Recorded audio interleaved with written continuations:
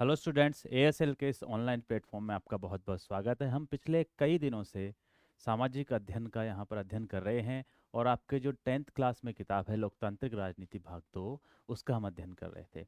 और हमारा ये जो सिलसिला है ये आगे चलकर आज हम 5th चैप्टर पर पहुँच चुके हैं, जिसका नाम है जन संघर्ष और आंदोलन। ठीक है, तो चलते हैं हम अब आगे। देखिए, जन संघर्ष और आंदोलन क्या चीज़ है। अब तक हमने जो हमारी इस बुक में पढ़ा है उसमें सबसे पहले हमने सत्ता की साझेदारी को पढ़ा। फिर हमने देखा भाई सत्ता को किस प्रकार केंद्र और राज्यों में बांटा जाता है। उसके अलावा जब उसका विकेंद्रीकरण होता है तो उसे एकदम निचले स्तर पंचायती राज या फिर नगरीय स्वशासन तक जोड़ा जाता है। फिर हमने लोकतंत्र और उसमें आने वाली विविधताओं को देखा। फिर हमने देखा कि भाई सरकार किस प्रकार उन विविधताओं के साथ डील करती है, उस चीज़ को हमने देखा। लेकिन लोकतंत्र में क्या होता है, कभी कभी ऐसी चीजें उत्पन्न हो जाती हैं जिसके द्वारा संघर्ष की स्थिति पैदा हो जाती है ना। तो वही इस चैप्टर में आपके बताया गया है कि किस प्रकार अगर लोकतंत्र में संघर्ष की स्थिति पैदा हो जाती है तो आंदोलन के द्वारा या जनता के द्वारा अपना एक मत देकर उस चीज से कैसे निपटा जाता है, किस प्रकार की हैं। कई उदाहरण इस पाठ में आपको दिए जाएंगे जिनके माध्यम से आप ये समझेंगे कि किस प्रकार एक लोकतंत्र में जनमत का या जन संग्रह का या जन आंदोलन का योगदान होता है। आपने भी जब भारत के इतिहास को पढ़ा होगा तो देखा होगा कि भारत में 1857 की क्रांति भी हुई। उसके बाद 1947 में भी जनता का बहुत बड़ा सैलाब था। और उसको भी ना छोड़े, हम एक लोकतंत्र की मैं बात करूं तो अभी आपने देखा जैसे कई कानून जो सरकार बनाती है, उन कानूनों से यदि जनता सहमत नहीं है तो आंदोलन करती है और आंदोलन के माध्यम से अपनी बात रखती है। और कई बार ऐसा होता है कि सरकार को अपने बनाए हुए कानून ही वापस लेने पड़ते हैं। इस प्रकार का हमने एक उदाहरण अभी थोड़े दिन पहले भारत में भी देखा, जब मोदी सरकार ने किसान बिल पेश किया और कुछ किसान जो थे उससे इस तरह की उनकी विचार थे कि साहब ये उनके लिए अच्छा नहीं है, तो उन्होंने आंदोलन करा। कई दिनों तक वो दिल्ली की बॉर्डर पर बैठे रहे और अंतिम परिणाम उस आंदोलन का ये निकला कि मोदी सरकार को वो अपना जो कृषि बिल था वापस लेना पड़ा। ये किस प्रकार संभव हुआ? ये जन आंदोलन के द्वारा ही संभव हुआ। अब देखो, जन आंदोलन में ये जरूरी नहीं कि अगर मान लो कुछ लोगों की ये बात हो तो ये सभी की बात हो जाए। मतलब कुछ लोग इससे असहमत हों तो सभी के लिए हो जाए। कुछ इसके फायदे भी होते हैं, थोड़े बहुत इसके नुकसान भी होते हैं, लेकिन जो भी है इस पार्ट में हम इसकी विस्तार से चर्चा करेंगे और आपको इस पूरे विश्व में जहाँ जहाँ ऐसा हुआ है एक संदर्भ के तौर पर आपको बताएंगे भाई किस प्रकार ये हुआ है। ठीक है, आगे चलते हैं। देखिए, दो देशों की घटनाएं यहाँ पर आपको बताई जाएंगी, पहली तो नेपाल और दूसरी बोलीविया की। ठीक है, अब नेपाल की जो ये घटना है ये किस प्रकार की है, किस प्रकार यहाँ आंदोलन होता है। देखिए, नेपाल में जो लोकतंत्र आया वो तीसरी लहर में आया। ध्यान रखना, नेपाल में लोकतंत्र कब आया? नेपाल में जो लोकतंत्र आया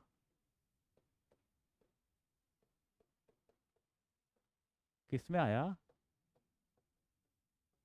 तीसरी लहर में आया। और कब आया? 1990 के टाइम में।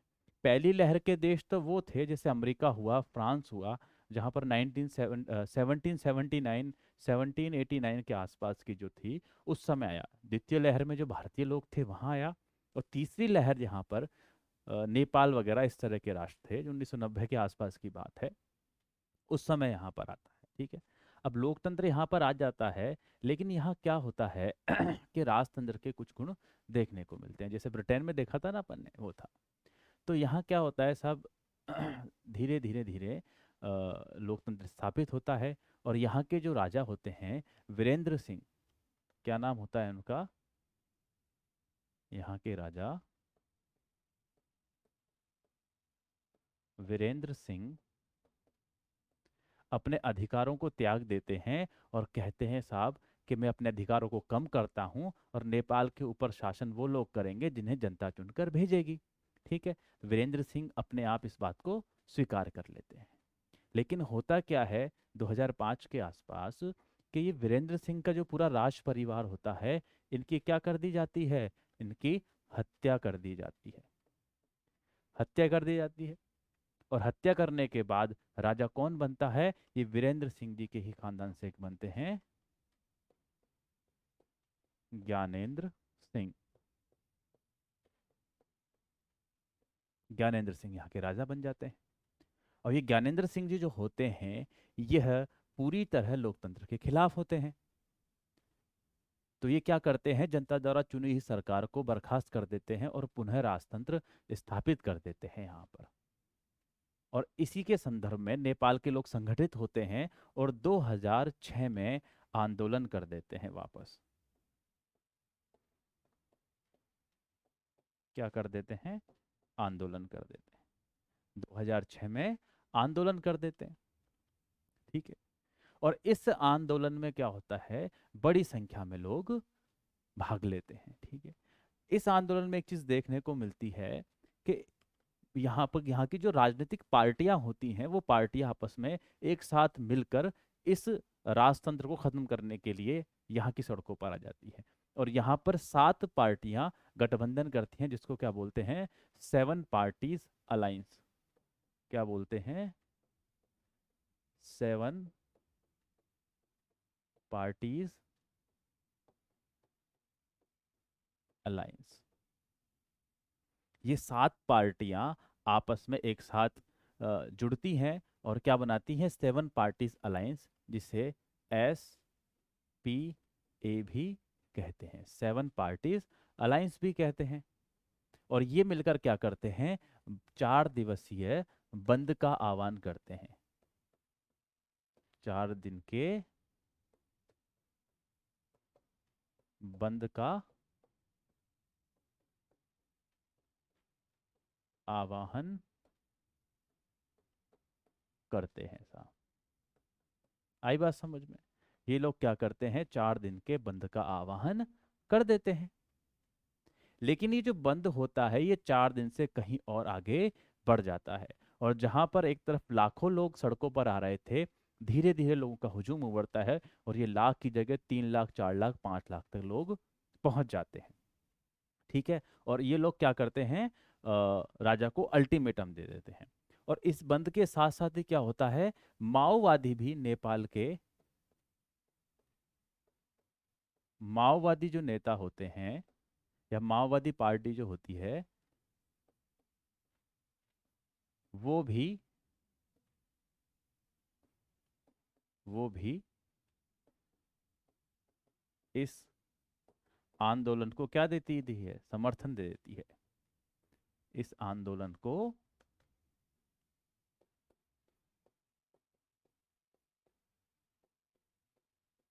समर्थन प्रदान कर देती है। क्या कर देती है साहब? इस आंदोलन को समर्थन प्रदान कर देती है। तो इन सब के दबाव में आकर राजा को अपने अधिकार कम करने पड़ते हैं। और इस तरह क्या होता है, नेपाल में वापस लोकतंत्र स्थापित होता है। और 2008 में जाकर क्या होता है, पूर्णतः गणतांत्रिक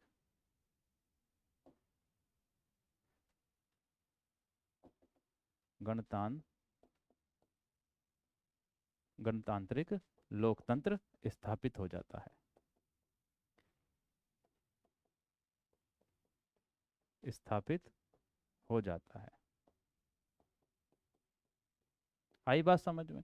मतलब लोगों ने इतना उग्र एक आंदोलन करा कि वहां के राजा को भी विवश होना पड़ा और विवश होकर अपने अधिकारों को वापस त्यागना पड़ा। और वहां से फिर एक बार और नेपाल में लोकतंत्र की बहाली हो जाती है। मतलब यहाँ के लोग, यहाँ की जनता राजतंत्र के प्रति विद्रोह करती है, एकजुट होती है, खड़ी करती है। जनता का आंदोलन होता है और ये आंदोलन वहाँ के राजतंत्र को खत्म कर देता है और वहाँ पुनः लोकतंत्र को स्थापित कर देता है। ठीक है, आगे बात समझ में? अब ये तो हमने पढ़ी नेपाल की बात। आगे पढ़ते हैं साहब बोलीविया का जल युद्ध। अब यहाँ बोलीविया में क्या होता है साहब, कि यहाँ जो जल आपूर्ति होती है वो नगर पालिका के हाथों में होती है। किसके? नगर पालिका के हाथों में होती है। अब ये नगर पालिका के हाथों से जलापूर्ति जो है, क्या जलापूर्ति किसको दे दी जाती है? एक बहुराष्ट्रीय कंपनी को दे दी जाती है। जलापूर्ति का क्या होता है? किसको दे दी जाती है? बहुराष्ट्रीय एक बहुराष्ट्रीय कंपनी को दे दी जाती है। और ये बहुराष्ट्रीय कंपनी क्या करती है? जो पानी की दरें होती हैं, जो मासिक किराया होता है जल का, जो बिल आता है जल का, वो उसे 4 गुना बढ़ा देती है। बहुराष्ट्रीय कंपनी क्या करती है? पानी के बिल को पानी के बिल को 4 गुना तक बढ़ा देती है।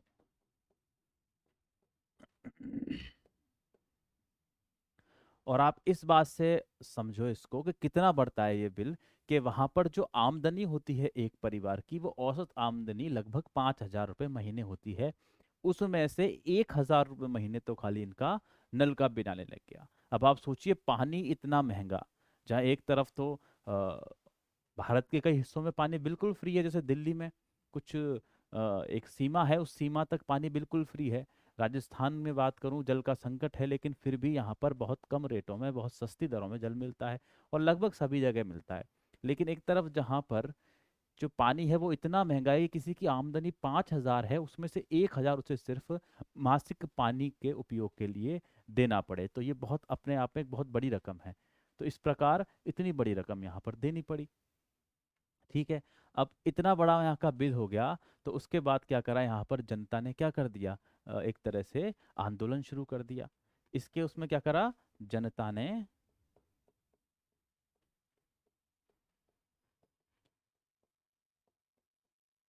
आंदोलन प्रारंभ कर दिया। ठीक है। जनता ने जब आंदोलन प्रारंभ किया, तो फिर सरकार ने क्या करा? इन पर बल प्रयोग किया। सरकार ने जनता पर क्या किया? बल प्रयोग किया।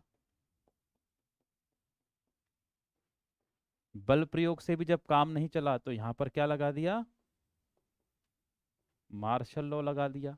मार्शल लॉ का मतलब क्या होता है? मार्शल लॉ का मतलब होता है कि कानून का शासन, फौज का शासन। मार्शल का मतलब कानून, फौज, एक तरह से फौज का शासन कर दिया। वहां की जो सरकार थी उसके हाथों से निकलकर फौज के हाथों में शासन दे दिया कि भाई जो भी विद्रोह करे उसको दंडित करो। इस प्रकार के काम कर दिए। लेकिन फिर भी बोलीविया की जनता मानी नहीं, और उन्होंने विद्रोह जारी रखा, और इस बहुराष्ट्रीय कंपनी को क्या हुआ? देश छोड़कर जाना पड़ा। तो एक तरफ तो आपने देखा कि जहां पर राजतंत्र था नेपाल में, तो उस राजतंत्र को हटाने के लिए क्या किया गया? जनता के द्वारा विद्रोह किया गया, और वहां पर राजतंत्र को हटा दिया गया। और दूसरी तरफ जहां पर पहले से लोकतंत्र था, वहां पर सरकार की कुछ नीतियों के खिलाफ, या सरकार की एक नीति के खिलाफ जनता खड़ी होती है, और सरकार को वो नीति जनता के दबाव में आकर बदलनी पड़ती है। तो यही प्रभाव होता है जनता का। लोकतंत्र में जनता बहुत कुछ कर सकती है, उनके हाथों में बहुत कुछ होता है।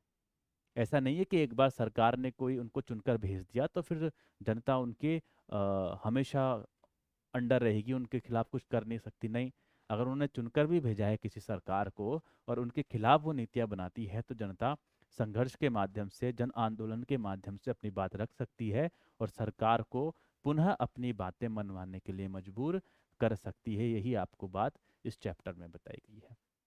इन दोनों देशों की बात आप फिर एक बार ध्यान से सुन लीजिए, कि जहां मैं एक बार और बता देता हूं, क्योंकि इससे ही आपको ये क्लियर होगा। ठीक है। नेपाल में क्या होता है? नेपाल में पहले राजतंत्र होता है, और राजतंत्र में वहाँ के जो राजा होते हैं, वीरेंद्र सिंह, वो ये तय करते हैं कि साहब मैं अपने कुछ अधिकार, कुछ क्या काफी अधिकार त्याग कर दूंगा, और यहाँ पर शासन कौन चलाएगा? जो जनता के द्वारा चुनकर लोग आएंगे वो शासन चलाएंगे। लेकिन एक रहस्यमय तरीके से उनके पूरे परिवार की हत्या कर दी जाती है। उसके बाद ज्ञानेंद्र सिंह जो हैं वो वहाँ के राजा बनते हैं, और वो जनता के द्वारा चुनी हुई सरकार को बर्खास्त करके पुनः राजतंत्र स्थापित कर देते हैं। इसके लिए 2006 में नेपाल में पुनः एक जन आंदोलन होता है और उस जन आंदोलन के माध्यम से वहाँ का उसका अगुवाई कौन करते हैं, वहाँ पे पार्टीज जो है 7 पार्टीज मिलकर 7 पार्टी अलायंस बनाती हैं, जिसके साथ माओवादी भी बाद में जुड़ जाते हैं और मजबूर होकर वहाँ पर राजतंत्र को खत्म कर दिया जाता है। और 2008 में जाकर वहाँ पर क्या स्थापित हो जाता है, गणतंत्रात्मक लोकतंत्र स्थापित हो जाता है, जो पूरी तरह कानून पर आधारित होता है। 2015 में जाके आगे वह नया लोकतंत्र भी संविधान भी बन जाता है, जिसके माध्यम से और वहाँ कानून जुड़ जाते हैं। ठीक है। अगली फिर हमने जो कहानी पढ़ी वो किसकी थी, बोलीविया की थी। यहाँ हमने देखा कि साहब क्या होता है, जो पानी का वितरण होता है वो एक बहुराष्ट्र कंपनी को दे दिया जाता है, जिससे जो नल के बिल आते हैं यहाँ पर, जो नल का शुल्क होता है वो बहुत बढ़ जाता है, लगभग 4 गुना तक। और इतना बढ़ता है कि जहाँ पर 5,000 आमदनी हो वहाँ पर 1,000 तो सिर्फ पानी का बिल आने लग जाता है। तो इसके बाद वहाँ की जनता विद्रोह करती है और विद्रोह के माध्यम से सरकार की बहुत कोशिशों के बाद भी उस बहुराष्ट्र कंपनी को इस बोलीविया देश को छोड़कर जाना पड़ता है। और इसके माध्यम से सरकार अपना फैसला वापस लेती है और पानी की जो पुरानी दरें होती हैं उन्हें बहाल करना पड़ता है। ठीक है, ये समझ गए आप जनता में कितनी ताकत होती है और वो अपनी बात मनवाने के लिए जन आंदोलन कर सकती है। आगे चलना, लोकतंत्र और जनसंघर्ष। ठीक है, अब मैं आपको बताता हूँ इसमें क्या क्या है कि लोकतंत्र का जनसंघर्ष के जरिए विकास होता है। लोकतंत्र कब विकसित होता है, जब जनता अपने अधिकारों को लेकर सचेत रहती है। जब उनके अधिकारों को छीना जाता है तो जनता आवाज उठाकर एक तरह से संघर्ष करती है, और यही लोकतंत्र की एक खूबसूरती होती है। ठीक है, यह भी संभव है कि कुछ महत्वपूर्ण फैसले आम सहमति से हो जाएं। ठीक है, कुछ तो फैसले आम सहमति से हो जाते हैं, कुछ नहीं होते तो उसके लिए फिर जनता संघर्ष करना पड़ता है। ठीक है, फिर भी इसे अपवादी कहा जाएगा। लोकतंत्र में निर्णायक घड़ी अमूमन वही होती है जब सत्ताधारियों और सत्ता के हिस्सेदार चाहने वालों के बीच संघर्ष होता है। ठीक है, ऐसी घड़ी तब आती है जब कोई देश लोकतंत्र की ओर कदम बढ़ा रहा हो, उस देश में लोकतंत्र का विस्तार हो रहा हो अथवा लोकतंत्र की जड़ें मजबूत हो रही हों। देखना यहाँ क्या हो रहा है कि जो सत्ताधारी होते हैं और जो सत्ता की हिस्सेदारी चाहते हैं, अब मान लो किसी देश में लोकतंत्र आने वाला है तो पहले वहाँ क्या होगा, राजतंत्र होगा। मतलब जो सत्ताधारी कौन है, जिनके पास राजतंत्र है। और संघर्ष किनके बीच होगा, जो सत्ता प्राप्त करने वाले हों, कौन हो, जो सत्ता में हिस्सेदारी चाहते हो। और हिस्सेदारी कौन चाहेगा राजतंत्र में, जनता। तो उन दोनों के बीच संघर्ष होगा, और संघर्ष के बाद क्या होगा, वहां पर लोकतंत्र स्थापित होगा। बात समझ गए ना, इस लाइन का मतलब क्या है कि संघर्ष किनके बीच होगा। देखना ये क्या लिखा है, ऐसे लो इसमें इसमें जब जब कोई देश लोकतंत्र की ओर कदम बढ़ाता है, ठीक है, तब उसमें क्या होता है, लोकतंत्र से पहले राजतंत्र होगा, तो सत्ता राजाओं के पास होगी, और जो सत्ता में हिस्सेदारी चाहेंगे यानी जनता, उनके बीच संघर्ष होगा। लोकतंत्र संघर्ष का एक समाधान जनता की व्यापक लामबंदी के जरिए होता है। मतलब लामबंदी किसे कहते हैं, जब जनता संगठित होकर जनता का एक बड़ा रूप दिखाई देता है तो उसे जनता की लामबंदी कहते हैं। संभव है कि कभी कभी संघर्ष का समाधान मौजूदा संस्थानों में, मतलब संसद और न्यायपालिका के जरिए भी हो जाता है। मान लो कोई विवाद उत्पन्न होता है तो वहाँ की संसद और न्यायपालिका भी कभी कभी उस विवाद का निदान कर देती है। लेकिन जब विवाद ज्यादा गहन हो जाता है तो ये संस्थाएं स्वयं उस विवाद का हिस्सा बन जाती हैं। मतलब स्वयं कैसे, मान लो संसद क्या करती है, कानून बनाती है, और संसद कुछ ऐसा कानून बना दे जो जनता को अप्रिय हो, तो इस जो मतभेद है इसकी वजह खुद ये संस्थाएं भी बन जाती हैं। तो इसके बाद जनता फिर इनके खिलाफ संघर्ष करती है। ठीक है, ऐसे में समाधान इन संस्थाओं के जरिए नहीं बल्कि बाहर यानी जनता के माध्यम से होता है, क्योंकि जनता फिर खुद क्या करती है, सड़कों पर आ जाती है, सड़कों पर आकर संघर्ष करने लगती है, और संघर्ष के माध्यम से फिर जनता अपने इच्छाओं को, अपने जो अधिकार हैं उनको प्राप्त करती है। ठीक है, ऐसे संघर्ष और लामबंदियों का आधार राजनीतिक संगठन होते हैं। अच्छा देखो क्या लिखा है, ये जो लामबंदियां होती है ना, मतलब जनता जो संगठित होती है, इनका आधार कौन होते हैं, राजनीतिक संगठन होते हैं। जैसे कि आपने पढ़ा था ना, नेपाल में मैंने बताया था कि 7 पार्टी अलायंस, 7 पार्टियां जुड़ती हैं, उसके बाद माओवादी भी जुड़ते हैं। वो जुड़कर एक संगठन बनाते हैं, फिर वो संगठन क्या करता है, बंद का आह्वान करता है, और उस आह्वान के बाद लाखों लोग जुड़ते हैं, और लाखों लोगों के दबाव में आकर ही वहाँ के राजा अपने अधिकारों को त्याग देते हैं। ऐसा ही हुआ था ना, मैंने नेपाल की जब कहानी सुनाई थी, क्या हुआ था वहां पर, राजतंत्र था, तो वहां पर ये पार्टियां संगठित होकर बंद का आह्वान करती हैं। धीरे धीरे बंद का आह्वान 1,50,000 शुरू होता है, 1, 2, 4 फिर 5 लाख तक पहुंचता है, और इनके दबाव में आकर ही राजा को अपने अधिकार देने पड़ते हैं। तो ये आह्वान किसने शुरू करा, इन पार्टीज ने शुरू करा। तो राजनीतिक संगठन ही तो है वो पार्टियां। उसके बाद क्या होता है? यह बात सच है कि ऐसी ऐतिहासिक घटनाएं स्वतः स्फूर्त होने का भाव भी कहीं ना कहीं जरूर मौजूद रहता है, लेकिन जनता की स्वतः स्फूर्त सार्वजनिक भागीदारी संगठित राजनीति के जरिए कारगर हो पाती है। मतलब स्वतः स्फूर्त मतलब क्या होता है कि जनता में जो आक्रोश होता है वो अपने आप उत्पन्न होता है, ये बात सही है, लेकिन उस आक्रोश को, उस स्फूर्ति को एक संगठित रूप देने के लिए एक पार्टी का होना बहुत जरूरी है। भाई आप कोई भी संघर्ष करते हो, कोई भी चीज देखते हो, तो उसमें किसी ना किसी लीडर का होना जरूरी है। बिना किसी लीडर के कोई भी कार्य दिशाहीन हो सकता है। तो इसे एक निश्चित दिशा प्रदान करने के लिए किसी किसी संगठन का होना आवश्यक है। और जब जनता की लामबंदी होती है तो उस समय इसका काम कौन करते हैं? वही राजनीतिक संगठन करते हैं। ये राजनीतिक संगठन क्या करते हैं? जनता से आह्वान करते हैं कि आप ऐसा करो। जैसे नेपाल के केस में क्या हुआ था, उन्होंने बंद का आह्वान किया था और उसके द्वारा जनता फिर उनके पीछे पीछे लग ली थी, और वहां पर एक तरह से क्रांति के माध्यम से राजतंत्र से लोकतंत्र स्थापित हो गया था। ठीक है। संगठित राजनीति में कई माध्यम हो सकते हैं। ऐसे माध्यमों में राजनीतिक दल, दबाव समूह, आंदोलनकारी समूह शामिल हैं। राजनीतिक दल तो आप जानते ही हैं, राजनीतिक दल क्या होते हैं? राजनीतिक दल वे दल होते हैं जिन्हें चुनाव के माध्यम से सत्ता प्राप्त करनी होती है, सत्ता प्राप्ति के लिए काम करते हैं। जबकि दबाव समूह क्या होते हैं? ये चुनाव से दूर होते हैं, लेकिन ये इस प्रकार के संगठन होते हैं कि दबाव डालकर अपनी इच्छाओं को पूर्ति करवाते हैं, अपनी इच्छाओं को पूरा करवाते हैं। जैसे कि मजदूर संगठन, किसान संगठन। अब जैसे मजदूर संगठन है, वो कुछ चुनाव तो लड़ता नहीं है, लेकिन क्या करता है? सरकार पर दबाव डालता है कि आप हमारी बातों को मानो, हमारे हित के लिए काम करो। ये काम कौन करते हैं? दबाव समूह करते हैं। और दूसरे क्या होते हैं? आंदोलनकारी समूह। है ना? अगर आप जब थोड़े बड़े हो जाओगे तो जेपी आंदोलन पढ़ोगे, है ना? 1857 के आंदोलन थे, भारत छोड़ो आंदोलन, ये सब आंदोलन होते हैं। तो ये आंदोलनकारी लोग होते हैं। तो ये भी अपनी बात को मनवाने के लिए संगठन संगठित होकर आंदोलन करते हैं। ठीक है। आगे चलिए आप। लामबंदी और संगठन। भाई ये लामबंदी और संगठन क्या चीज है? पढ़ती। हम ऊपर दोनों उदाहरणों के तहत तरफ लौटे तो उन संगठनों की बात करें जिनके बूते संघर्ष सफल हुए। हमने देखा कि नेपाल में अनियत अनियतकालीन हड़ताल का आह्वान 7 दलों के संगठन यानी एसपीए ने किया, 7 पार्टीज अलायंस ने किया। मैं बता चुका हूं तुमको भी। इस गठबंधन में ऐसे बड़े 7 दल शामिल थे जिनके कुछ ना कुछ सदस्य संसद में थे। नेता ही तो थे, ये राजनीतिक संगठन थे। इन्होंने आह्वान करा।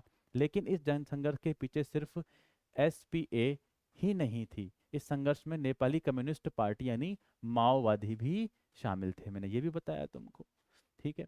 जिसे संसदीय लोकतंत्र का विश्वास नहीं था। माओवादी जो है उन्हें लोकतंत्र में विश्वास नहीं था, लेकिन वहां के राजतंत्र को हटाने के लिए ये माओवादी भी फिर इनके साथ आ जाते हैं। यह पार्टी नेपाल की सरकार के विरुद्ध सशस्त्र संघर्ष चला रही थी और इसने नेपाल में एक बड़े हिस्से पर अपना नियंत्रण कर लिया था।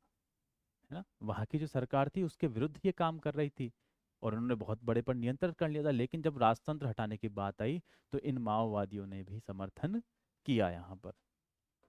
आगे चलिए। और जब नेपाल का हमने उदाहरण पढ़ा, अब दूसरा उदाहरण कौन सा था? बोलीविया का।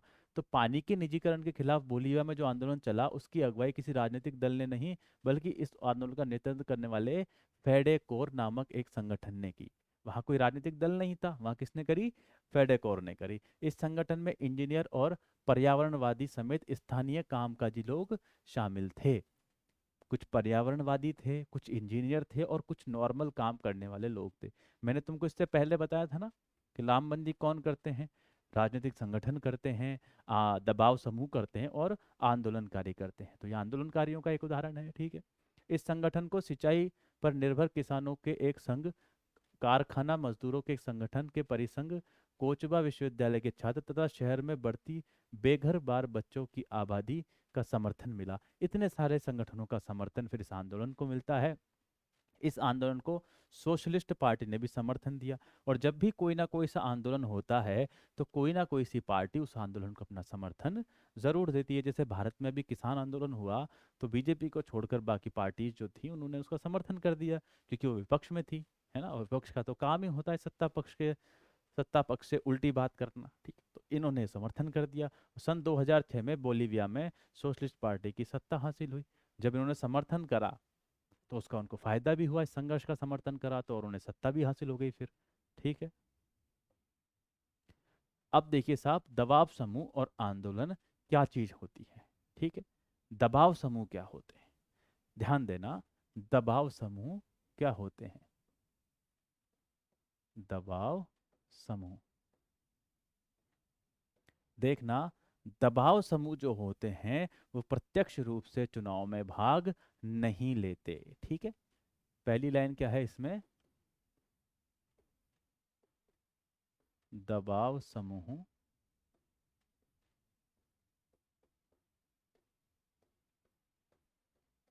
प्रत्यक्ष रूप से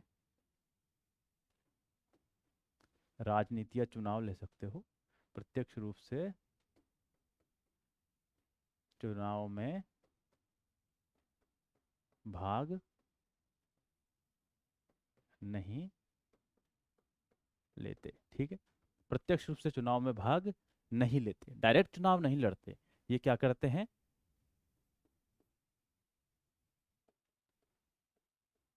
अपने प्रभाव का प्रयोग करके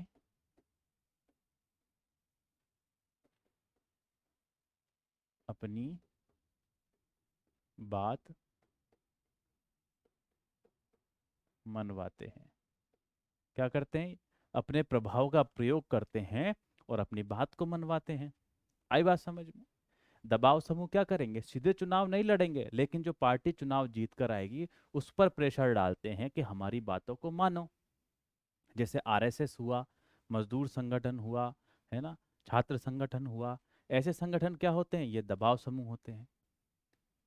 कृषक संगठन हुआ, ये दबाव समूह होते हैं। अब ये लोग डायरेक्ट चुनाव नहीं लड़ते, लेकिन जो पार्टी सत्ता में होती है उस पर प्रेशर डालते हैं कि आप हमारे हित में काम करो, हमारी बातों को मानो, हमारे कहे अनुसार काम करो। ये उस पार्टी पर प्रेशर डालते हैं और उस प्रेशर डालकर अपना काम ये करवाते हैं। ठीक है, ये दबाव समूह होते हैं। और दूसरा क्या है? आंदोलन।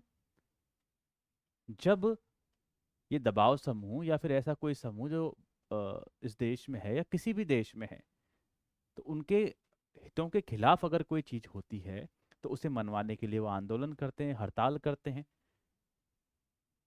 तो इसमें कहीं ना कहीं दबाव समूहों का भी हाथ होता है। जब इनकी बातें सरकार नहीं मानती, ये संगठन नहीं मानते, तो ये लोग फिर क्या करते हैं? आंदोलन का ही सहारा अपनाते हैं। फिर आंदोलन करते हैं, उसके माध्यम से अपनी बात को मनवाते हैं। दबाव समूह तो आप समझ गए ना क्या है? जो सीधे चुनाव में भाग नहीं लेंगे, लेकिन अपने प्रभाव के कारण उस सरकार को प्रभावित करते हैं, हमारी बात मानो, उन पर दबाव डालते हैं, प्रेशर डालते हैं अपनी बात को मनवाने के लिए। इसलिए इनको क्या कहते हैं? दबाव समूह कहते हैं।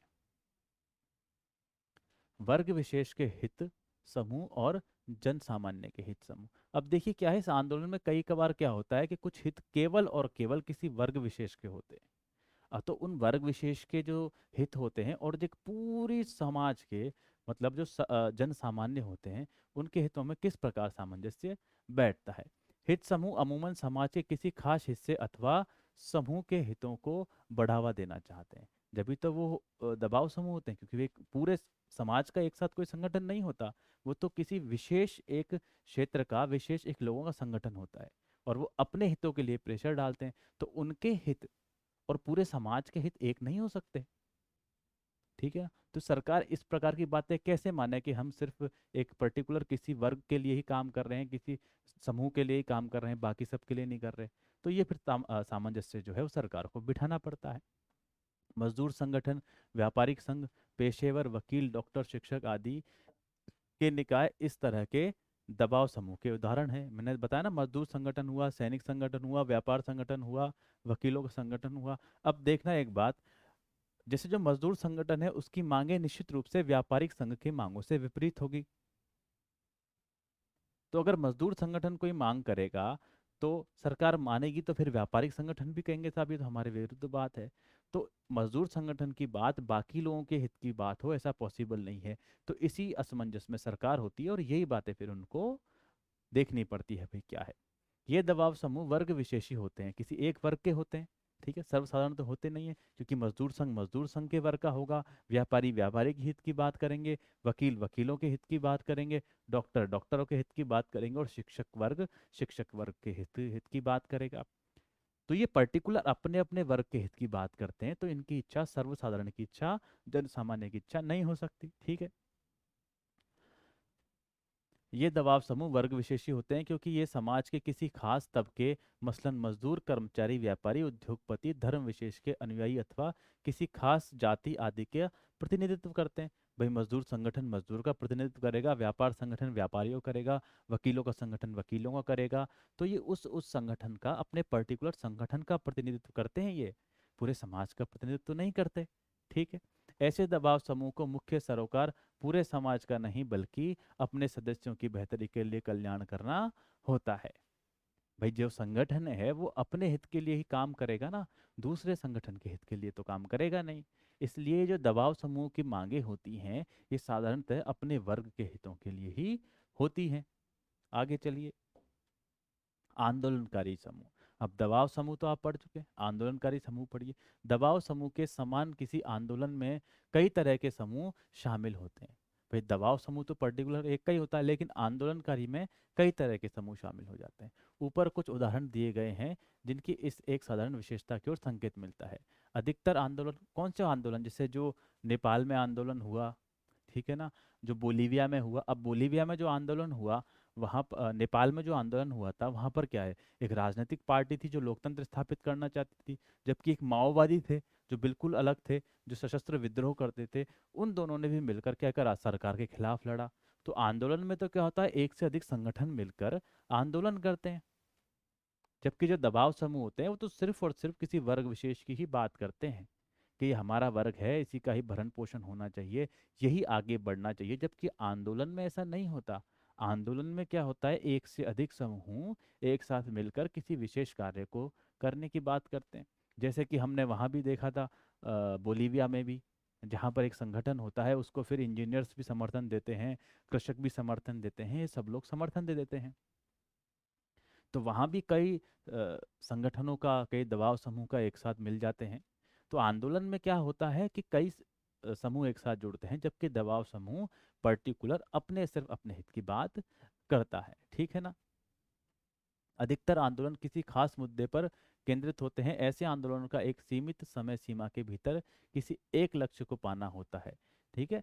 सीमित समय सीमा के भीतर किसी एक लक्ष्य को पाना होता है। जबकि दबाव समूह क्या होते हैं, उनका कोई लक्ष्य एक नहीं होता, वो तो हमेशा अपने वर्ग की भलाई सोचते हैं।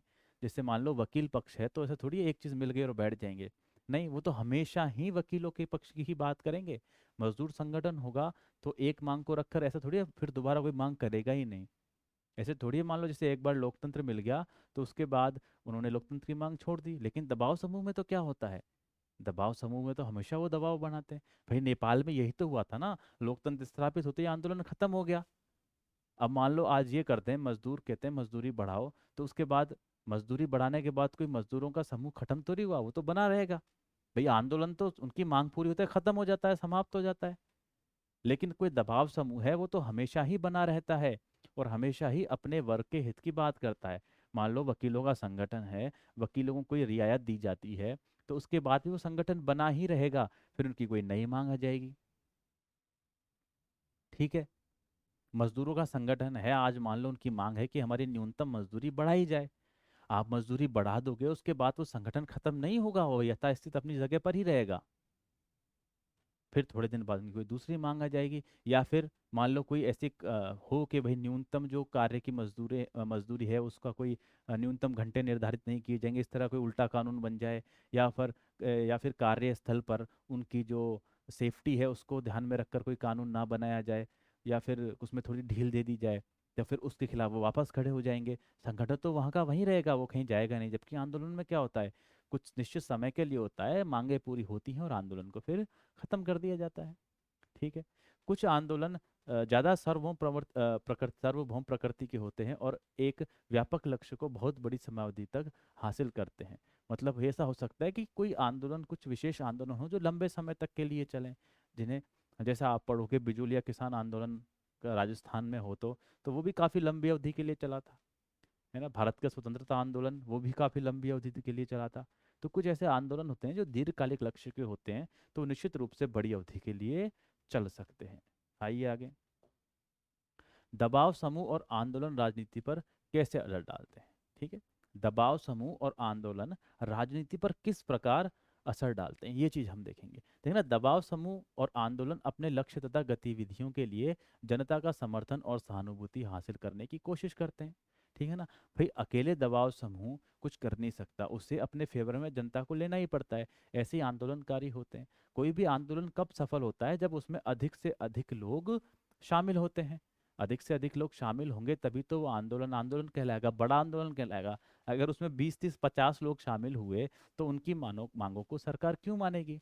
सरकार पर दबाव बनाने के लिए किसी भी शासन व्यवस्था पर, मान लो सरकार है या किसी देश में लोकतंत्र राजतंत्र है, तो उस पर दबाव बनाने के लिए जनता का एक बहुत बड़े स्तर पर शामिल होना जरूरी है।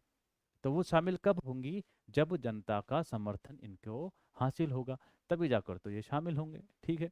इनके लिए सूचना अभियान चलाना, बैठक आयोजित करना अथवा अर्जी दायर करने जैसे तरीकों का सहारा लिया जाता है। ये क्या करते हैं साहब, जनता का सहयोग कब मिलेगा, उनके लिए बैठक आयोजित करते हैं, उनको लिए सूचना देने का अभियान चलाते हैं। ठीक है। उसके माध्यम से क्या करते हैं, उनको अपने और अपनी मांगों के लिए आकर्षित करते हैं। ऐसे अधिकतर समूह मीडिया को प्रभावित करने की कोशिश करते हैं ताकि उनके मसले पर मीडिया ज़्यादा ध्यान दे। ऐसी चीज़ें करते हैं जिसके द्वारा मीडिया अधिक से अधिक उनकी कवरेज करे। और जब मीडिया उनकी कवरेज करेगी तो उनकी बातें अपने आप ही जनता तक पहुंच जाएगी। मीडिया क्या है, मीडिया लोकतंत्र का चौथा स्तंभ किस लिए कहते हैं। मीडिया का कार्य क्या होता है, मीडिया का कार्य होता है जनता की मांगों को, जनता की बातों को सरकार एवं जनसमूह के विस्तृत क्षेत्र में पहुंचाना। आप मीडिया का मतलब क्या समझते हो। वर्तमान में तो मीडिया के कई रूप आ गए हैं। प्रिंट मीडिया जैसे समाचार पत्र अखबार होते हैं, इलेक्ट्रॉनिक मीडिया जो टीवी चैनल चलते हैं, उसके अलावा सोशल मीडिया भी आजकल तो आ गया है। तो ये लोग क्या करते हैं, इन पर इनको कहते हैं कि साहब ये ध्यान अपनी तरफ आकर्षित करें। अखबार वाले इनकी मांगों को छापें ताकि लोग अधिक से अधिक पढ़ें और इनके समर्थन में आए। समाचार वाले अधिक से अधिक इनकी खबरों को दिखाएं ताकि वो लोग इनके समर्थन में आए। और सोशल मीडिया पर अधिक से अधिक इस तरह की पोस्ट या ग्रुप्स इनके बनाए जाते हैं और मैसेज को वायरल किया जाता है ताकि इनकी बातें जनसमूह तक पहुंचाई जा सके और जिसके माध्यम से ये अधिक से अधिक क्या कर सकें, जन समर्थन हासिल कर सकें। ठीक है। ऐसे समूह अक्सर हड़ताल अथवा सरकारी काम काजों में बाधा पहुंचाने जैसे उपायों का सहारा लेते हैं। अब मान लो इनको मांग अपनी पूरी करनी तो क्या कर देंगे कि साहब इतनी तारीख को भारत बंद है, इतनी तारीख को राजस्थान बंद है, इतनी तारीख को बिहार बंद है, इतनी तारीख को मध्य प्रदेश बंद है। इस तरह की ये लोग बातें करते हैं। ठीक है। और सरकारी कार्य में बाधा डालते हैं। अब सरकारी कार्य में जब बाधा डालेंगे तो सबसे पहले हानि किसको होगी, सरकार को होगी। सरकार तक उनकी बात पहुंचेगी। वो बताएंगे इसके माध्यम से कि साहब हमारा जो संगठन है, हमारी जो मांगे हैं, उसमें बहुत अधिक ताकत है। इतनी ताकत है कि हम सरकारी कार्य में बाधा तक डाल देंगे। और जब बाधा डाल देंगे तो उसके माध्यम से सरकार जल्दी से जल्दी इनकी बात मानने की कोशिश करेगी। ठीक है।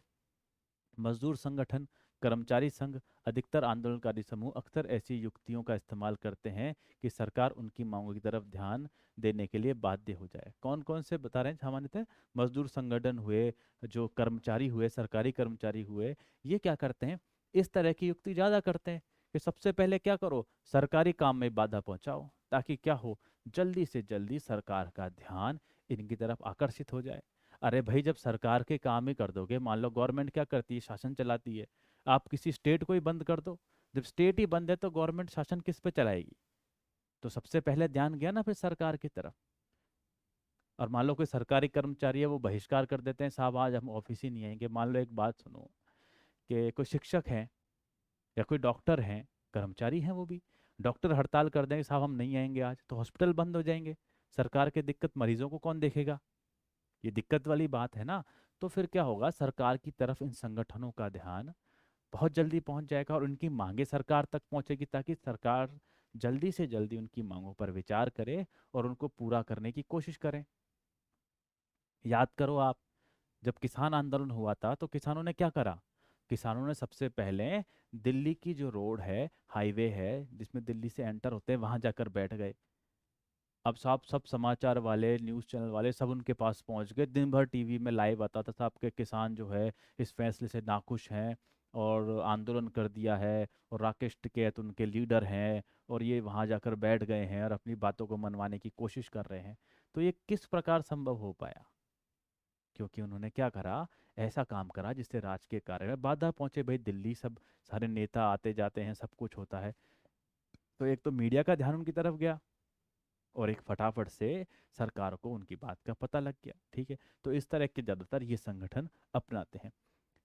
व्यवसाय समूह अक्सर पेशेवर लॉबिस्टिंग नियुक्त करते हैं अथवा महंगे विज्ञापनों का प्रायोजित करते हैं। ठीक है, पेशेवर आदमी नियुक्त करते हैं ताकि उनसे उनकी बात पहुंचे, अथवा क्या करते हैं, महंगे महंगे विज्ञापन देते हैं, अखबार में विज्ञापन देते हैं, ऐसी कैंपेन चलाते हैं ताकि उनकी बात सरकार तक जल्दी से जल्दी पहुंचे। अखबार में इस तरह की खबरें छपवाते हैं कि उनके साथ ये दिक्कत हो रही है और उन्हें इस तरह की रियायत चाहिए, या ये कानून जो है इसमें कुछ बदलाव चाहिए। इस तरह की बातें क्या करते हैं, व्यावसायिक संगठन वाले करते हैं, क्योंकि व्यावसायिक संगठन वालों के पास क्या होता है, पैसे की कमी तो होती नहीं है, पैसे इनके पास बहुत होते हैं। तो ये क्या करते हैं, महंगे महंगे विज्ञापन भी दे देते हैं। ठीक है, दबाव समूह अथवा आंदोलनकारी समूह कुछ व्यक्ति सरकार को सलाह देने वाली समितियों और आधिकारिक निकायों में शिरकत कर सकते हैं। भाई दबाव समूह होते हैं ना, वो क्या करते हैं, जो सरकार को सलाह देने वाली समितियां होती है ना, उन समितियों में भी भाग लेते हैं।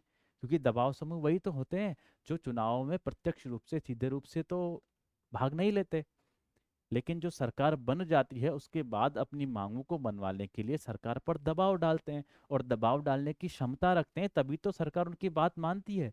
अगर क्षमता ही नहीं होगी, उनके पास समर्थन ही नहीं होगा, ऐसी कोई चीज ही नहीं होगी कि भाई सरकार उनकी बात माने, तो क्यों मानेगी? मान लो मजदूर संगठन है, तो देश के सारे मजदूर या फिर उस राज्य के सारे मजदूर उनका बात मानते हैं। अगर सरकार उनकी बात नहीं मानेगी तो फिर उनको वोट कौन देगा, वोट नहीं देंगे वो। तो सरकार किसी पार्टी को वोट नहीं मिलेंगे जो सत्ता में है, तो अगली बार वो कैसे आएगी? तो उन पर दबाव डालते हैं कि साहब बात मानो, नहीं तो हम आपको वोट नहीं देंगे, है ना, हड़ताल करेंगे, आंदोलन करेंगे, इस तरह की वो फिर धमकियां दी जाती हैं। कुछ मामलों में दबाव समूह राजनीतिक दलों द्वारा ही बनाए गए होते हैं, अथवा उनका नेतृत्व राजनीतिक दल के नेता करते हैं। अब कुछ मामले क्या होते हैं, देखो, दबाव समूह क्या होते हैं, अ, राजनीतिक पार्टियों द्वारा ही बनाए जाते हैं। अपनी किसी इच्छा को पूरी करने के लिए, अपने संगठन को मजबूत करने के लिए, अपनी किसी पॉलिसी को ये जनता के सामने रखने के लिए और अपनी स्थिति को मजबूत करने के लिए कई बार कई नेता ही इस प्रकार के दबाव समूह बना लेते हैं। जैसे मान लो मैं उदाहरण दूं, भारत में आरएसएस दबाव समूह है। आरएसएस सीधे जो है भाग नहीं लेता चुनाव में, लेकिन आरएसएस के कई लोग भारतीय जनता पार्टी में हैं। खुद नरेंद्र मोदी जो है पहले आरएसएस के सदस्य रह चुके हैं हमारे। तो ये प्रत्यक्ष रूप अप्रत्यक्ष रूप से कहीं ना कहीं प्रभावित करते हैं, और उनकी जो नीतियां हैं उनको मनवाने के लिए सरकार पर प्रेशर डालते हैं कि साहब हम ऐसा चाहते हैं तो आप ऐसा ही करो, तभी हम आपका समर्थन करेंगे। ठीक है, कुछ दबाव समूह राजनीतिक दल की एक ही शाखा के रूप में काम करते हैं। उदाहरण के लिए भारत के अधिकतर मजदूर संगठन और छात्र संगठन या तो बड़े राजनीतिक दलों के द्वारा बनाए गए हैं, अथवा उनकी संबद्धता राजनीतिक दलों से है। अब देखना, जो ये छात्र संगठन है जैसे एनएसयूआई, एबीवीपी, ये कांग्रेस बीजेपी इनके समर्थन से ही चल रहे हैं। अब ये छात्र संगठन है, तो ये जो स्टेट के चुनाव होते हैं उसमें सीधे तो भाग नहीं लेते, लेकिन ये प्रेशर डालते हैं कि छात्रों के लिए सीटें बढ़ाई जाएं, छात्रों के लिए नए विश्वविद्यालय खोले जाएं, छात्रों के लिए नए स्कूल खोले जाएं। तो ये प्रेशर डालते हैं, ठीक है, लेकिन डायरेक्ट चुनाव में भाग लेकर कोई नया स्कूल खोलने की बात नहीं होती, पर ये सरकार पर प्रेशर डालते हैं। और ये संगठन जो होते हैं ये किसी ना किसी पार्टी से भी जुड़े होते हैं, वहीं से फंडेड होते हैं। हम सुनते हैं ना कि जो ये विश्वविद्यालय में, यूनिवर्सिटीज़ में चुनाव होते हैं उसमें इस संगठन को उस पार्टी का समर्थन है और दूसरी को दूसरे का समर्थन है। इस प्रकार की बातें हम सुनते ही हैं। ठीक है, ऐसे दबाव समूह में अधिकतर नेता अमूमन किसी न किसी राजनीतिक दल के कार्यकर्ता और नेता होते हैं, उनसे संबंध होता है इनका। ठीक है, आगे चलते हैं। कभी कभी आंदोलन राजनीतिक दल के रूप में अख्तियार कर लेता है। कभी कभी आंदोलन क्या है, राजनीतिक दल का रूप इख्तियार कर लेता है। उदाहरण के लिए हम विदेशी लोगों के विरुद्ध छात्रों का असम आंदोलन चलाया गया, और जब इस आंदोलन की समाप्ति हुई तो इस आंदोलन में असम गण परिषद का रूप ले लिया। ठीक है, ध्यान देना क्या हुआ यहाँ पर, विदेशी लोगों के विरुद्ध छात्रों ने असम आंदोलन चलाया, और जब ये आंदोलन खत्म होता है तो उस समय क्या होता है, असम गण परिषद नामक एक दल बन जाता है। इसका एक और उदाहरण दूं मैं, जब अन्ना हजारे के नेतृत्व में दिल्ली में निर्भया कांड के बाद अ, लोकपाल के लिए एक अ, आंदोलन किया जाता है कि साहब इस देश में लोकपाल लाओ, जो कि क्या करेगा, भ्रष्टाचार के विरुद्ध निर्णय देगा, भ्रष्टाचार पर लगाम लगाएगा। तो उस आंदोलन के बाद ही आम आदमी पार्टी, जो वर्तमान में दिल्ली की सत्ता में दूसरी बार आ गई है, उस पार्टी का उदय होता है। तो कई कई बार क्या होता है, इस आंदोलन के बाद किसी नई पार्टी का, नए राजनीतिक दल का गठन या उदय हो जाता है। ठीक है। सन 1930 से लेकर 1940 के दशक में तमिलनाडु में समाज सुधार आंदोलन चले। डीएमके और एआईडीएमके जैसी पार्टियां की जड़ें इन समाज सुधार आंदोलन से में ढूंढी जा सकती है। ठीक है। ये डीएमके और एआईडीएमके जो है, ये 1930 के बाद जो आंदोलन चले थे तमिलनाडु में, उसके माध्यम से ही उस आंदोलन की उपज ये पार्टियां मानी जाती हैं। जैसा कि मैंने आपको बताया ना, दिल्ली में क्या है, जब ये आंदोलन चला था अन्ना हजारे का लोकपाल के लिए, तो जब वो आंदोलन खत्म हुआ था, तो उसके बाद ही आम आदमी पार्टी बनी। उसको तो अभी अरविंद केजरीवाल जिसके मुख्यमंत्री हैं दिल्ली के, पंजाब में भी उनको जीत मिली अभी, तो वो पार्टी है वो भी ऐसे ही बनी है। अधिकांश दबाव समूह और आंदोलन का राजनीतिक दलों में प्रत्यक्ष संबंध नहीं होता। दोनों परस्पर विरोधी पक्ष लेते हैं, फिर भी इनके बीच संवाद कायम रहता है और सुलह की बातचीत चलती रहती है। आंदोलनकारी समूह में नए नए मुद्दे उठाए हैं और राजनीतिक दलों ने इन मुद्दों को आगे बढ़ाया है। राजनीतिक दलों के अधिकतर नए नेता दबाव समूह अथवा आंदोलनकारी समूहों से आते हैं। जो राजनीतिक दलों में नए नेता आते हैं वो कहाँ से आते हैं? इन्हीं आंदोलन से, इन्हीं दबाव से। देखो, आंदोलन अगर यदि कोई नेता करेगा तो वो निश्चित रूप से फेमस हो जाएगा, प्रसिद्ध हो जाएगा, क्योंकि वो इतनी सारी जनता के संगठन को लेकर चलेगा। और जब इतनी सारी जनता को लेकर चलेगा, लोग जानेंगे, तो राजनीति में कौन आता है? जो प्रसिद्ध होता है। और प्रसिद्ध होने के लिए आंदोलन से बड़ा क्या होगा? जैसे मान लो अन्ना हजारे के आंदोलन में अरविंद केजरीवाल और ये लोगों ने, किरण बेदी वगैरह, ये सब लोग गए थे। तो इन लोगों ने नई पार्टी बनाई, ये सब लोग नए नेता बने क्योंकि इस आंदोलन में ये लोग फेमस हो गए, प्रसिद्ध हो गए। ठीक है। इनसे कहा गया कि आपको लोकपाल बनाना है तो एक काम करो, जीत के आ जाओ, और जीत जाओ तो बना लो। इन्होंने पार्टी बनाई, ये दिल्ली की सीट पर बैठ गए, दिल्ली की गद्दी पर बैठ गए, मुख्यमंत्री बन गए वहां के। ठीक है। तो ऐसे आंदोलन से नेता निकल कर आ जाते हैं। आगे देखिए, क्या दबाव समूह और आंदोलन का प्रभाव सकारात्मक होता है? देखिए, लोकतंत्र जो होता है, किसी भी लोकतंत्र की ये विशेषता होती है कि वहां पर जनता की बातों को माना जाता है। और ये दबाव समूह और आंदोलन जो होते हैं, ये जनता के द्वारा ही चलाए जाते हैं। और यदि लोकतंत्र में दबाव समूह और आंदोलन नहीं हो, तो बहुमत की तानाशाही देखने को मिल सकती है। क्या इनके बिना क्या देखने को मिल सकती है? बहुमत की तानाशाही। मतलब कि इन लोगों ने, अगर जनता ने इन नेताओं को चुनकर भेज दिया, और मान लो इनका कोई विरोध करने के लिए ना हो, तो ये तो मनमाने काम करेंगे। फिर किसी भी तरह का कानून बना सकते हैं, कुछ भी कर सकते हैं। तो इनके मन में ये बात होनी चाहिए कि अगर हम जनता की भलाई का काम नहीं करेंगे, तो 5 साल होने से पूर्व भी जनता हमारे खिलाफ आंदोलन कर सकती है। ठीक है। तो इनका सकारात्मक प्रभाव तो बिल्कुल ये पड़ता है कि ये लोगों को जागरूक रखते हैं, लोग अपने अधिकारों के प्रति जागरूक रहते हैं। और लोकतंत्र की यही तो विशेषता है कि लोगों के पास शक्ति होती है। तो कहीं भी लोकतंत्र में इन आंदोलनों का होना आवश्यक है। हाँ, लेकिन कहीं कहीं दबाव समूह में ऐसा हो सकता है कि दबाव समूह किसी निश्चित वर्ग के हितों की बात करे, और वो हित पूरे समाज के हितों के साथ मेल ना खाएं। तो हमेशा ही इनका प्रभाव जो है सकारात्मक हो, ऐसा जरूरी नहीं है। क्योंकि किसी एक वर्ग विशेष के हितों की बात पूरे समाज के हितों की बात हो, ऐसा जरूरी तो नहीं है। लेकिन ये भी जरूरी है कि सरकार पर अंकुश लगाने के लिए इन दबाव समूहों का और इन आंदोलनों का होना भी आवश्यक है, ताकि सरकार संयमित रूप से, एक बंधे हुए रूप से जनता के हित के लिए काम करे, निरंकुश प्रवृत्ति की ना हो जाए। तो उसके लिए भी आवश्यक है। तो लोकतंत्र में उसके फलने फूलने के लिए, लोकतंत्र के विकास के लिए दबाव समूह और आंदोलन का होना आवश्यक है। क्या है?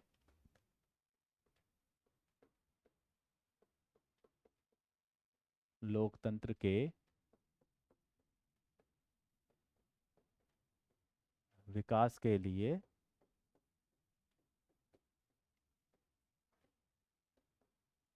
दबाव समूह व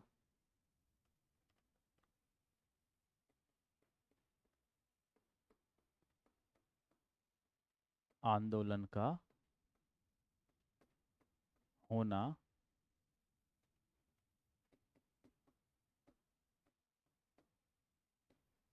आवश्यक है। भाई अगर आंदोलन हो रहा है तो इसका मतलब ये है कि जनता अपने अधिकारों के प्रति जागरूक है, सचेत है, तभी तो आवाज उठा रही है। अगर लोगों को ये पता ही नहीं होगा कि हमारे आंदोलन क्या, हमारे अधिकार क्या हैं, तो वो आंदोलन कैसे करेगी। जैसे बोलीविया में तो पहले से ही क्या था, लोकतंत्र था। लोकतंत्र होने के बावजूद भी क्या हो रहा था, वहाँ की सरकार ये गलत काम कर रही थी कि वहाँ पर पानी की दरों को बहुत अधिक बढ़ा दिया गया। और अगर जनता में ये आंदोलनकारी प्रवृत्ति नहीं होती तो वो इतने 4 गुना 5 गुना जो बड़ी दरें थी वही फिर सरकार को देती, और उसके बाद क्या होता, उनका जीवन कष्ट में होता। जहाँ उनकी आमदनी सिर्फ 5,000 थी और उस आमदनी का एक बहुत मोटा हिस्सा सिर्फ उन्हें पानी के लिए देना पड़ता, जो कि लगभग 1,000 रुपये था। पर लोकतंत्र तो वहां था, लेकिन उस लोकतंत्र के विस्तार के लिए, उसको अधिक विकसित करने के लिए वहां उस आंदोलन का होना अधिक आवश्यक था। वो आंदोलन हुआ तभी सरकार को पता लगा कि नहीं, हम इनके अहित का काम नहीं कर सकते, हमें इनके हित का काम करना है। तो उस आंदोलन के माध्यम से उस देश का, बोलीविया का लोकतंत्र और अधिक मजबूत हुआ। इसलिए लोकतंत्र की मजबूती के लिए, उसके विकास के लिए आंदोलनों का होना और दबाव समूह का होना आवश्यक है। क्योंकि क्या करते हैं, ये सरकार पर नियंत्रण रखते हैं। क्या करते हैं, ये देखिए, ये सरकार पर क्या करते हैं, नियंत्रण का